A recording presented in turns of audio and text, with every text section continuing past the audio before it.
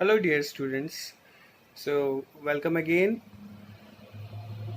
For class particular 11th, we have already studied few things in chapter number second, that is the structure of atom, and some topics we have covered.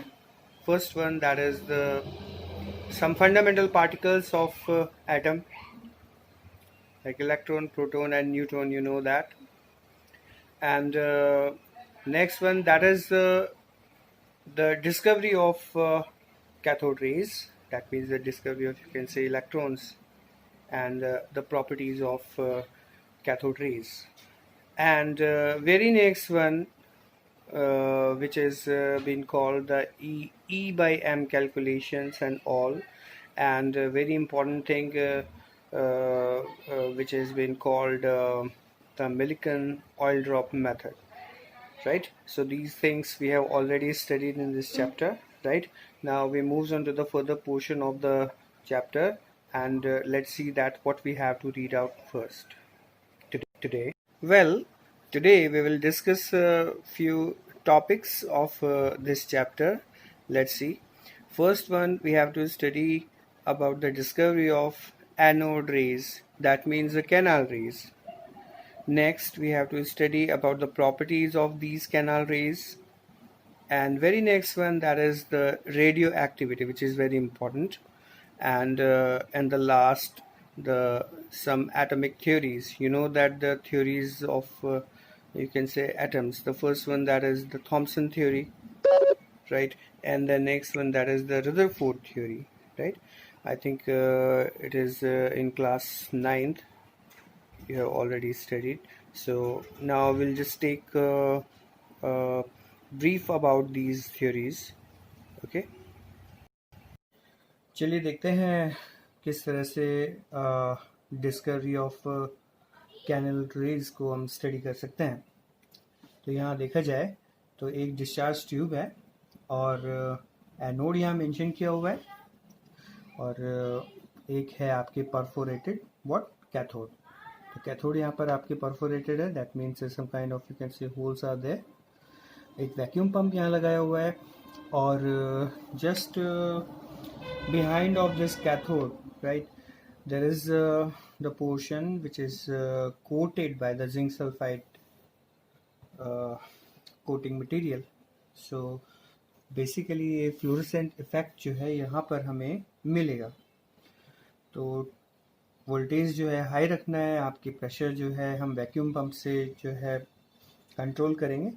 तो meanwhile जैसे ही आपके cathode rays बनती हैं, उसी हिसाब से anode rays भी आपके फॉर्म होती है. उनका ओरिजिनेशन जो है या ओरिजिनेट जो होंगी वो होंगी आपके एनोड एरिया से, और स्ट्रेटली मूव करते हुए इस परफोरेटेड पॉट कैथोड से पास ऑन होकर वो आपके एक इम्पैक्ट शो करेंगे इस जिंक सल्फाइड कोटेड एरिया पर, राइट.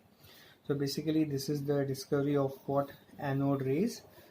तो यहाँ कुछ फ्लोरेसेंट इफेक्ट हमें महसूस होगा इस जिंक सल्फाइड कोटेड एरिया पर. तो हम सोच सकते हैं कि हाई वोल्टेज पर और लो प्रेशर पे तो एक एनोड एरिया से भी कुछ आपके पार्टिकल्स जो है मूव करके नो डाउट रेज की फॉर्म में आपके स्ट्रेटली मूव करते हुए जाएंगे, and they actually make the kind of you can say impression over there. Okay, इसके बाद आता है हमारे पास में जिसको हम बोलते हैं इसकी प्रॉपर्टीज़ जो हैं बिल्कुल उसी तरह से हम एक्सप्लेन कर सकते हैं जैसे हमने आपके कैथोड रेज की थी. तो बेसिकली कैथोड रेज का जो फर्स्ट जो अपना पॉइंट था वो ये था, they actually move in a straight way. तो हमें नज़र आ रहा है they actually move in a straight way. Anode rays और you can say canal rays also moving in a straight वे.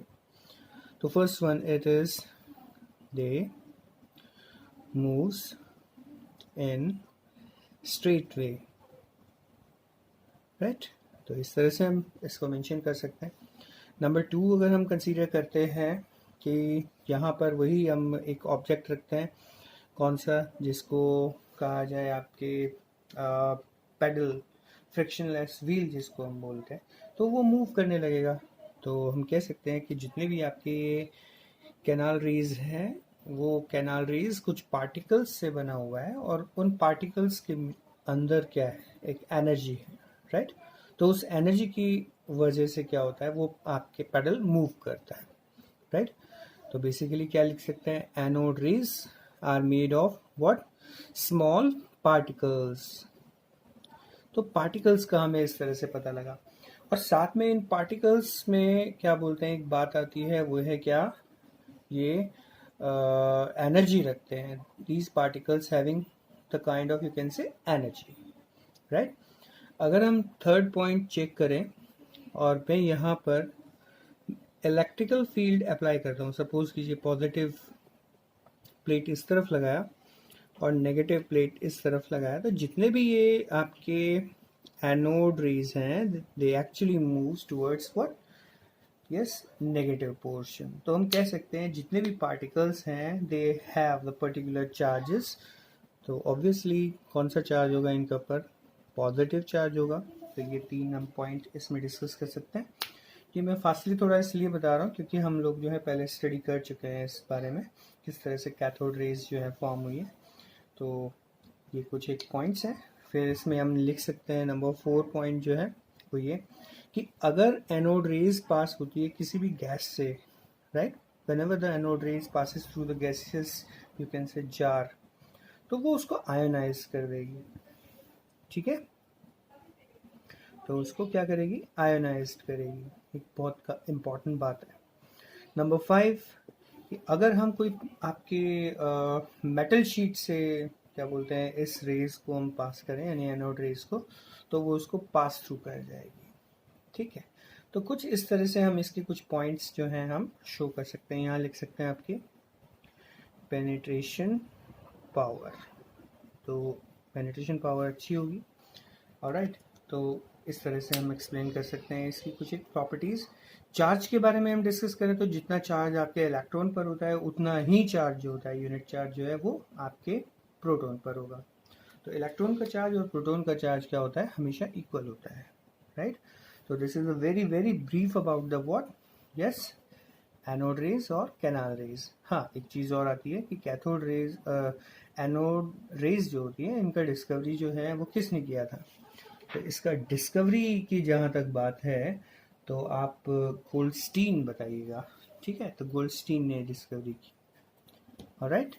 आगे देखते हैं अगला point. Well dear students, next topic that is the radio activity. और रेडियो एक्टिविटी को समझने के लिए हम एक छोटा सा एक्सपेरिमेंट यहाँ देखेंगे। और radio activity first of all है क्या, बेसिकली रेडियो एक्टिविटी जो है वो इस तरह से एक्सप्लेन कर सकते हैं। कोई भी रेडियो एक्टिव एलिमेंट जो है, whatever the element is which is radioactive, it can produce alpha beta gamma rays, ठीक है। तो कोई भी अगर एलिमेंट है जो रेडियो एक्टिव है, whenever it produce what alpha beta gamma rays, then no doubt it shows its, you can say, radioactive nature। और यही जो चीज़ है इसको बोलेंगे हम रेडियो एक्टिविटी, राइट। तो हमने क्या किया है, कंट्रोल्ड एक रेडिएशन को यहाँ हमने दिया है। तो एक रेडियो एक्टिव एलिमेंट हमने यहाँ पर आपके एक स्पेसिफिक पोर्शन में लिया है और यहाँ आपके 2 हमने प्लेट्स लगाई हैं, यानी कि आपके इलेक्ट्रिकल फील्ड अप्लाई किया है। एक पे आपके नेगेटिव चार्ज है इस प्लेट पर और इस पर आपके पॉजिटिव चार्ज है। तो whenever the radiation is actually created, then no doubt the some, you can say, particles which is having the negative charge, they actually moves towards what, yes, positive plate। Positive plate की तरफ आपके कुछ particles जो होंगे वो move करेंगे। I am talking about the particles, right. So basically particles which is actually having what, negative charge. We know that the electrons having the negative charge, so basically the particles are moving towards what, positive plate, clear। so beta particles are negatively charged particles, right, okay। तो electrons पर भी negative charge होता है, we can go for what, beta particles. So beta particles shift होंगे या move करेंगे कहाँ पर, पॉजिटिव प्लेट पर, तभी इन पर नेगेटिव चार्ज हम प्रूव कर सकते हैं। और कुछ पार्टिकल्स जो थे वो पार्टिकल बोला है तो पार्टिकल्स जो है मूव किए कहाँ पर, नेगेटिव पोर्शन पर। तो बेसिकली इनको हम बोलेंगे क्या, अल्फा पार्टिकल्स, राइट। तो चार्ज जिनके ऊपर पॉजिटिव है तो नेचुरली वो नेगेटिव प्लेट पर आपके मूव करेंगे, क्लियर है, इनको बोलेंगे अल्फा पार्टिकल्स। और कुछ आपके इस तरह की रेज फॉर्म हुई जो डिफ्लेक्ट नहीं हुई, ना तो पॉजिटिव की तरफ ना नेगेटिव की तरफ, वो स्ट्रेटली मूव कर गई और उनको बोला गया यस गामा रेज, क्लियर। तो रेडियो एक्टिव सब्सटेंस जो होता है वो अपनी रेडियो एक्टिविटी शो करने के लिए अल्फा बीटा गामा रेज जो है वो प्रोड्यूस करता है। और अल्फा जो होते हैं, ठीक है, उन पर हमेशा पॉजिटिव चार्ज मिलेगा। तो अल्फा 2+ चार्ज होता है, यानी हीलियम के न्यूक्लियस जिसको हम बोलते हैं, राइट। तो इन पर चार्ज 2+ का हम शो कर सकते हैं, +2। और अगर बीटा पार्टिकल्स के लिए बात करें तो बीटा पार्टिकल्स हमेशा कौन से होंगे, आपके नेगेटिवली चार्ज, राइट। और यहाँ गामा रेज के बारे में बात करेंगे तो गामा रेज जो होते हैं वो उनके ऊपर कोई चार्ज नहीं होता है, यानी कि ये आपके न्यूट्रलाइज्ड होती है। Okay, so this is all about what, radio activity. चलिए देखते हैं न्यूट्रॉन का डिस्कवरी। और न्यूट्रॉन का डिस्कवरी में हमने एक छोटा सा एक्सपेरिमेंट यहाँ देखना है। और एक्सपेरिमेंट समझने से पहले आपको पता होना चाहिए डिस्कवरी किसने किया। तो न्यूट्रॉन का जो बेसिकली डिस्कवरी है वो आपके किया चैडविक ने, राइट। ये 1932 में चैडविक जो साइंटिस्ट थे उन्होंने डिस्कवर किया। तो किया क्या है इन्होंने, किस तरह से न्यूट्रॉन डिस्कवर किया गया। वेल, न्यूट्रॉन को एक्सप्रेस करने के लिए सबसे पहले हम देख लेते हैं इसको डिनोट कैसे करते हैं। तो हमें डिनोट करना है तो न्यूट्रॉन को इस तरह से 0 आप इस तरफ मेंशन कर सकते हैं, ठीक है। और यहाँ इसको हम 1 मेंशन करें, राइट। तो 0 1 इस तरह से इसको मेंशन करेंगे, क्लियर है। तो आइए देखते हैं न्यूट्रॉन का जो डिस्कवरी है वो क्या चीज़ है, किस तरह से होता है। उस करें क्या, बेरिलियम का एक एटम लीजिए, राइट। तो बेरिलियम का हमने एटम ले लिया है, इसका साइज छोटा है नो डाउट। अब इस पर हम अल्फा पार्टिकल्स जो हैं उसको यस इंट्रोड्यूस करा रहे हैं। तो बेसिकली न्यूक्लियर फ्यूजन, मतलब फ्यूज हो रहे हैं। तो बेरिलियम और अल्फा पार्टिकल आपस में बेसिकली कंबाइन हो रहे हैं। कंबाइन होने के बाद में देखिए ये साइज अल्फा पार्टिकल का है, इसको हम हीलियम के न्यूक्लियस कह सकते हैं। तो नंबर यहाँ मेंशन किया जाएगा 2, हीलियम का नंबर 2, और मास जो होता है वो ऊपर मेंशन करता है, तो दैट इज 4। चार्ज है तो 2 इलेक्ट्रॉन्स इसमें से हमने निकाल लिए हैं, तो तब ये बन गया है अल्फा पार्टिकल। तो what is alpha particle, alpha particle is the nucleus of what, basically helium, right. तो ये समझना जरूरी है। तो ये रहा हमारे पास में क्या, अल्फा पार्टिकल, और ये रहा हमारे पास में बेरिलियम का एटम, ठीक है। और यहाँ बेरिलियम के एटम में, ठीक है, जो इसका नंबर है वो है 4 और मास कितना है 9, राइट। अब जब अल्फा पार्टिकल इस पर आपके अटैक करेगा और जब ये कंबाइंड होंगे, कंबाइंड होने के बाद में एक बड़ा एटम यहाँ देखिए आपको मिल रहा है जो कि कौन सा है, कार्बन। तो कार्बन का यहाँ एटम है तो नेचुरली क्या बोलते हैं, कार्बन का नंबर 6 हुआ तभी कार्बन का एटम बनेगा। और यहाँ जो कार्बन का जो मास आ रहा है वो आ रहा है 12। You see that 4 + 9 that will be 13। तो इसका मास आ रहा है 12। तो 1 कहाँ गया, तो 1 गया क्या, न्यूट्रॉन की फॉर्म में। तो बेसिकली न्यूट्रॉन जो है बेसिकली यहाँ पर क्या हुआ है, आपके फॉर्म हुआ है, एक बड़ा आपके एटम बना है, साथ में न्यूट्रॉन आपके मिला है। तो this is the basic you can say about the what, the discovery of neutron. तो आप इस इक्वेशन से आप बैलेंस करके देख सकते हैं कि न्यूट्रॉन जो है किस तरह से फॉर्म हुआ। 4 + 9 that will be what, 13, and here you have what, 2 + 6 4, sorry, that is 6. So 6 and 12, where is 1, here we are. So this is the neutron, right? Okay, so this is the discovery of neutron, right?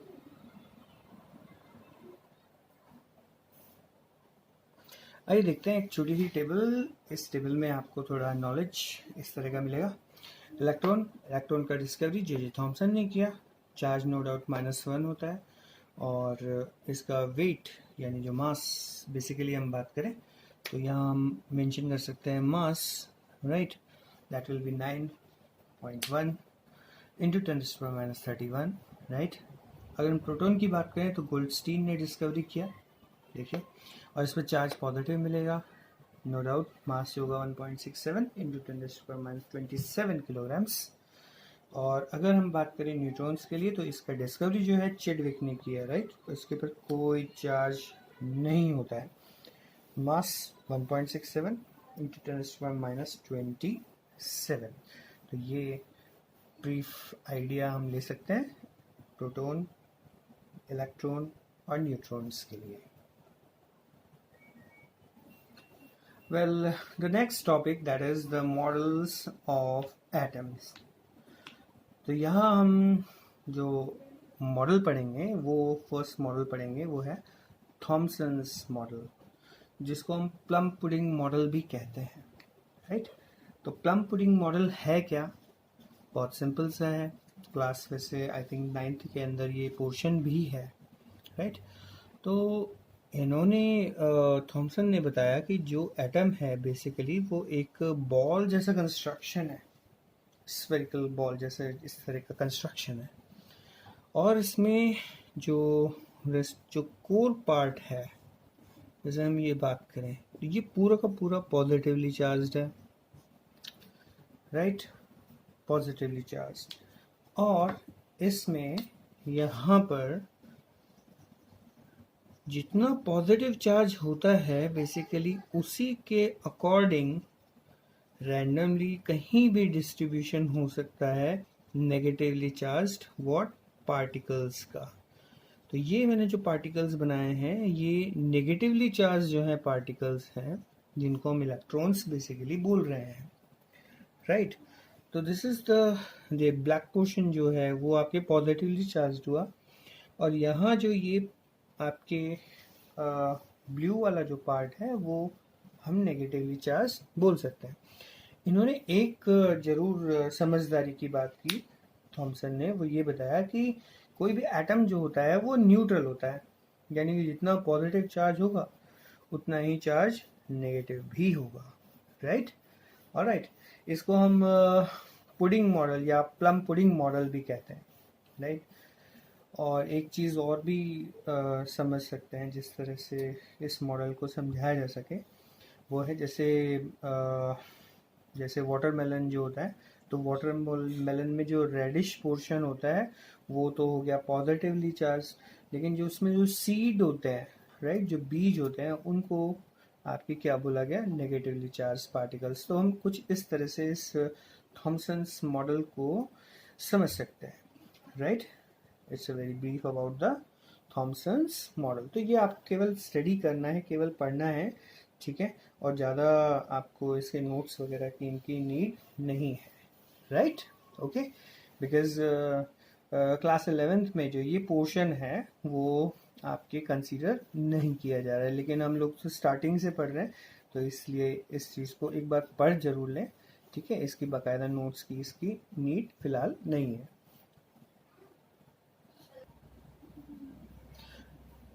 तो अपना next जो model है वो है यहाँ second model, जिसको हम बोल रहे हैं आपके रदरफोर्ड्स मॉडल।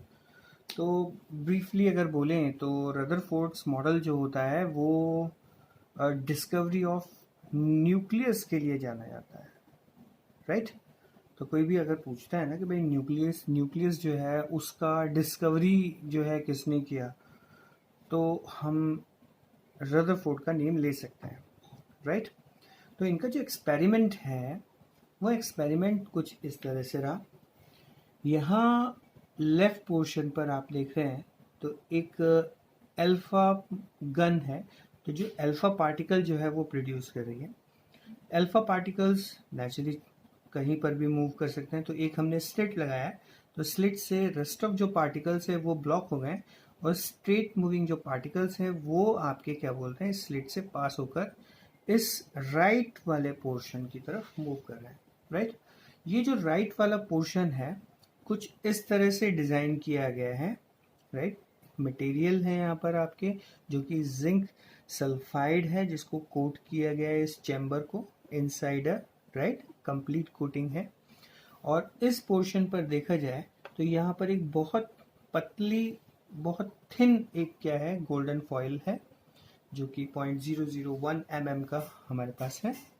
तो ये गोल्डन फॉइल जो है हमने यहाँ पर प्लेस की है, राइट। और इसके जस्ट पीछे जो आप ये देख रहे हैं कवरिंग पोर्शन जो है, जो स्क्रीन है बेसिकली, ये जिंक सल्फाइड कोटेड एरिया है, जहाँ पर हमको कुछ एक्सप्रेशंस मिलने वाले हैं, राइट। तो एक्सपेरिमेंट ये हुआ कि अल्फा पार्टिकल्स जो तेजी से आपके निकले, राइट, जिनको कंट्रोल किया गया इस स्लिट के थ्रू, ये स्ट्रेट मूविंग जो पार्टिकल्स है वो हिट करेंगे नेचुरली इस गोल्डन फिल्म पर। तो यहाँ इस गोल्डन फिल्म का ये जो एरा है, ठीक है, इस एरा को मैं एक्सप्लेन करूंगा, राइट।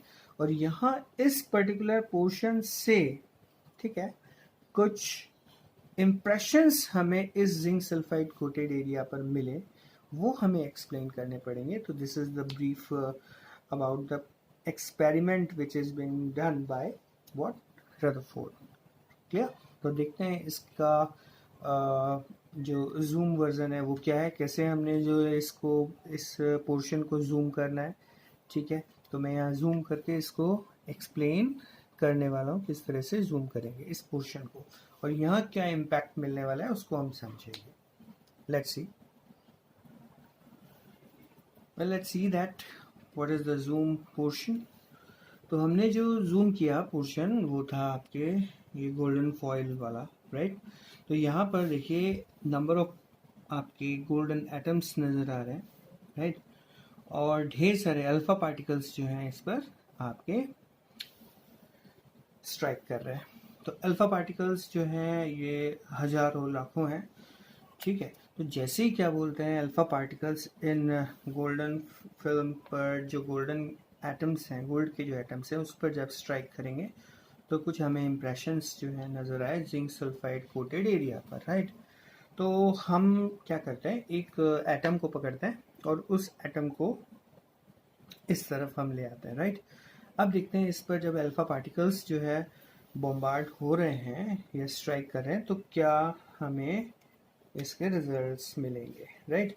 तो रिजल्ट्स में क्या निकलेगा, देखिए एक्चुअल में बहुत सारे यानी कि मैक्सिमम अल्फा पार्टिकल्स जो होते हैं, अल्फा पार्टिकल्स जिन पर कौन सा चार्ज होता है naturally, yes, positive charge, 2+ charge, right. तो ये हो गए अल्फा पार्टिकल्स, राइट।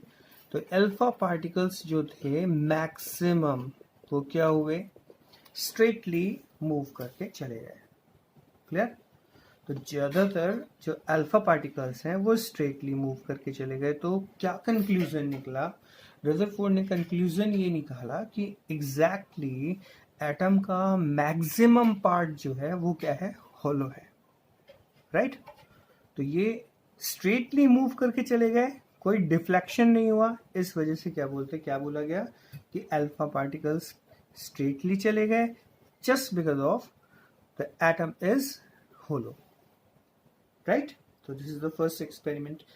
अब दूसरा जो आपके ऑब्जर्वेशन जो था वो ये था, देखिए जरा गौर से, यहाँ पर आपके अगर हम इलेक्ट्रॉन्स को मेंशन करें कुछ ऐसे, राइट, तो फास्ट मूविंग जो अल्फा पार्टिकल्स हैं, ठीक है, इतने फास्ट मूविंग है, एक्चुअली ये नेगेटिवली चार्ज है, तो यहाँ से कुछ डिफ्लेक्शन हो गए या इनमें कुछ डिफ्लेक्शन कुछ इस तरह से मिला, राइट। अब ये डिफ्लेक्शन कुछ इनसाइडर भी हो सकता है, किसी भी तरह से हो सकता है। अब कंक्लूजन इस चीज का ये निकाला कि एक सर्टेन पोर्शन पर एटम के, राइट, नेगेटिवली चार्ज जो पार्टिकल्स हैं, ठीक है, वो मौजूद होते हैं, वो एक्चुअली क्या इसमें रोटेशन में रहते हैं। तो यहाँ एक तरह से इलेक्ट्रॉन का पोजीशन जो है हमें पता लगा। तो एटम का मैक्स पार्ट जो है होलो है, ये फर्स्ट नंबर हो गया। और एक सर्टेन सर्कमफेरेंस पर हम कह सकते हैं कि कुछ नेगेटिवली चार्ज जो पार्टिकल्स हैं वो क्या हुए आपके मौजूद हैं, राइट। तो ये इनका डिफ्लेक्शन की वजह से हमें एक आइडिया मिला। क्लियर। थर्ड जो यहाँ पर आपके ऑब्जर्वेशन है वो बड़े काम का है, देखिएगा जरा, देखें जरा गौर से। तो ये जो अल्फा पार्टिकल्स हैं 20,000 और 10,000 में से कोई एक अल्फा पार्टिकल जो है, जो पॉजिटिवली चार्ज नो डाउट, वो आपके स्ट्रेट मूव किया नो डाउट इस तरह से, और वापस कम बैक कर गया उसी क्या बोलते हैं 180 डिग्री एंगल पर, राइट। तो जिस स्पीड से गया और कम बैक कर गया उसी यस डायरेक्शन के अंदर। तो बेसिकली यहाँ ये एक कंक्लूजन निकला कि सेंटर में एक हैवी न्यूक्लियस होता है, और हैवी न्यूक्लियस है और उस पर कौन सा चार्ज होगा, पॉजिटिव चार्ज होगा। इसी वजह से ये पॉजिटिवली चार्ज अल्फा पार्टिकल्स ये पॉजिटिवली चार्ज हैवी न्यूक्लियस से रिपल्शन फील करेगा और 180 डिग्री एंगल बनाकर वापस बैक हो जाता है। तो इस तरह का ऑब्जर्वेशन जो है रदरफोर्ड को मिला, राइट। तो फर्स्ट ऑब्जर्वेशन था कौन सा, max part is hollow, right. Next is the some you can say particles which is having the negative charge, they actually rotate in a particular shell का तो खैर हालांकि आगे हम डिस्कस करेंगे जो नेक्स्ट मॉडल के अंदर आपके काम में आएगा, राइट। बट एक एरिया उन्होंने बताया कि हाँ भाई इलेक्ट्रॉन्स इस तरह से मौजूद हो सकते हैं।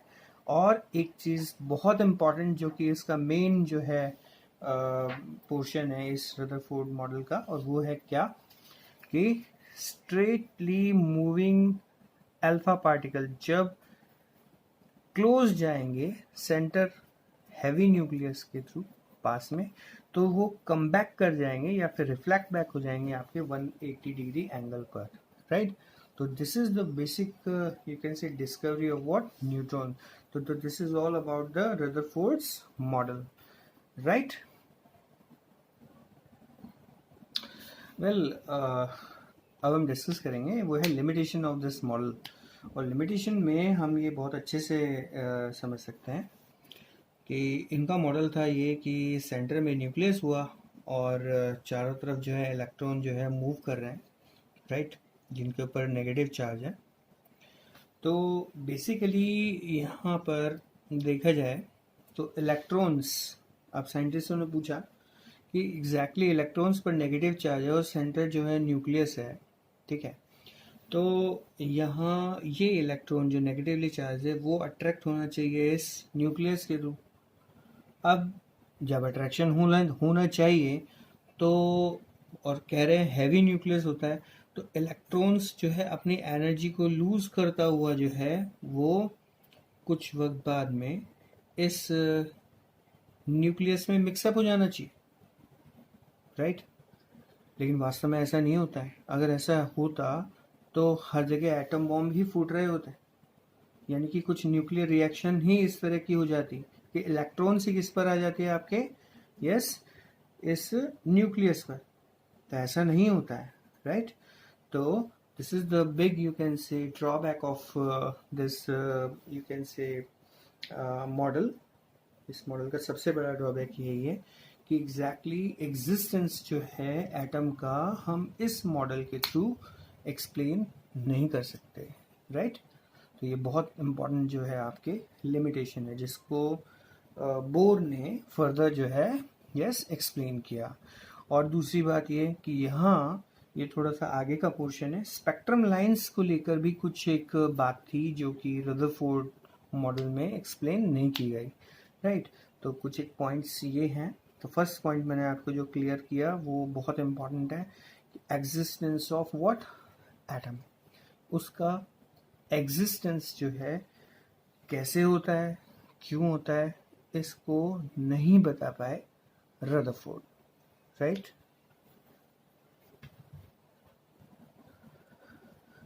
आइए देखते हैं रिकैप जो हमने आज पढ़ा उसका।